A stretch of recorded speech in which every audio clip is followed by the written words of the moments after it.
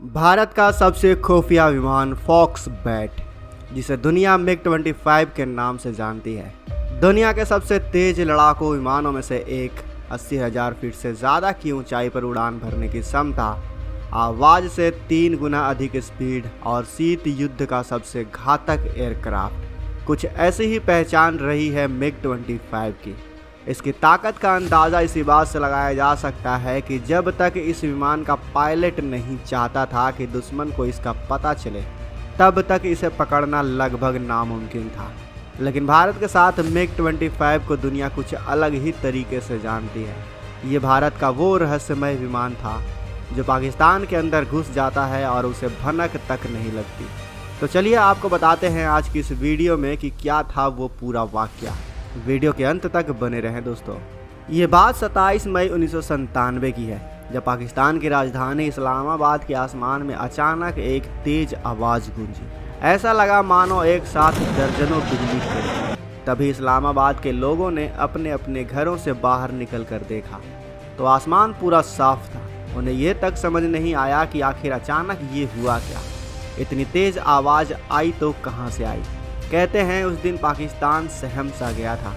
पाकिस्तान की वायुसेना ने भी आनन फानन में इस आवाज़ का पता लगाने के लिए अपने लड़ाकू विमान आसमान में भेज दिए थे। वो समझ ही नहीं पा रहे थे कि अभी अभी इस्लामाबाद के आसमान में आखिर हुआ तो हुआ क्या, क्योंकि जब तक पाकिस्तानी लड़ाकू विमानों ने उड़ान भरी तब तक बहुत देर हो चुकी थी। पाकिस्तान की सरकार, खुफिया एजेंसियों को शायद हल्की सी भनक थी कि अभी अभी उनके सर के ऊपर से कुछ तो गुजरा है। लेकिन उस वक्त शाम के वक्त पाकिस्तानी वायुसेना ने बताया कि एक भारतीय विमान मिग 25R ने उनकी वायु सीमा का उल्लंघन किया है। तब जाकर उन्हें पता चला कि जिसकी आवाज़ ने पूरे इस्लामाबाद को हिला दिया था, वो दरअसल मिग 25 का सोनिक बूम था। लगभग 66,000 फीट की ऊंचाई पर उड़ान भरते समय मिग 25 ने साउंड बैरियर को तोड़ दिया था। लेकिन क्या आप जानते हैं कि पाकिस्तान सब कुछ जानते हुए भी क्यों कुछ नहीं कर पाया? क्योंकि उनका सबसे बेहतरीन लड़ाकू विमान भी भारतीय मिग 25 के तुलना में आधी क्षमता का था।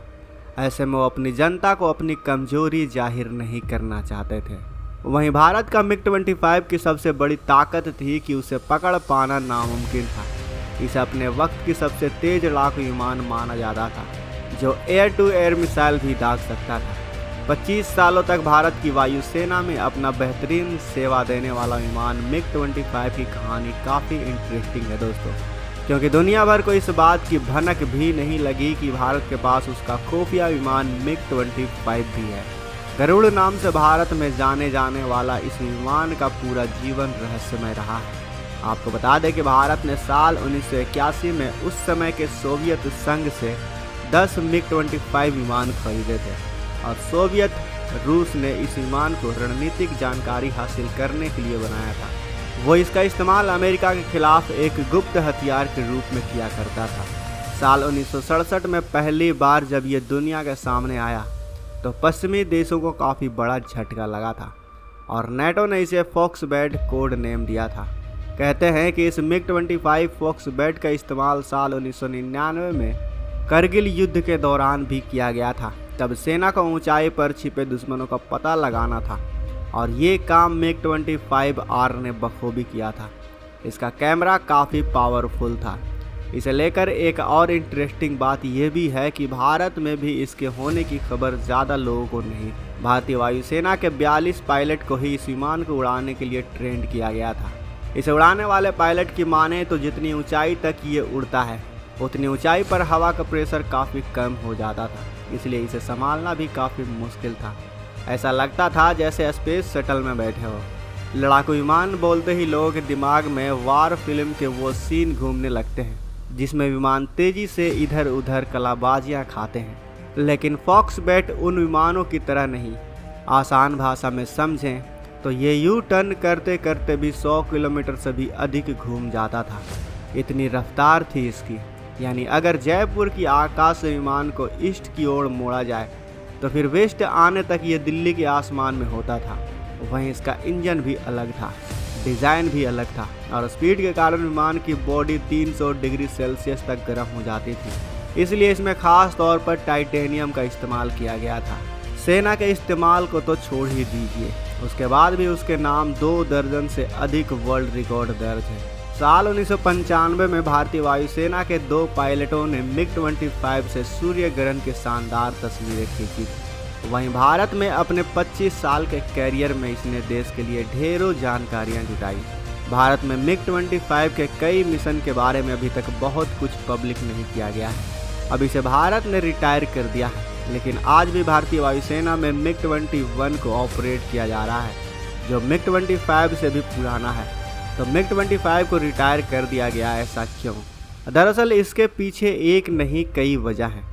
पहला तो ये है कि साल 2006 तक भारत के पास दुश्मन के इलाके की तस्वीरें लेने के लिए हाई रेजोल्यूशन वाले सैटेलाइट आ गए थे।